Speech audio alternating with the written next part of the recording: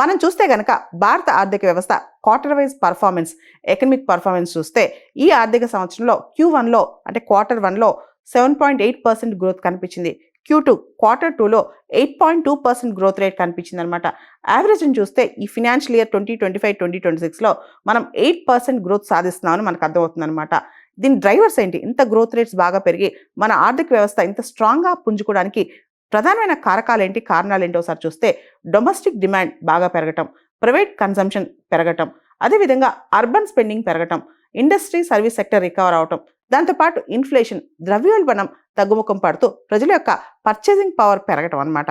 మనం చూస్తే ఈ GST 2.0 రిఫార్మ్స్ కూడా దీనికి సహకరించినట్లు అర్థమవుతుందన్నమాట.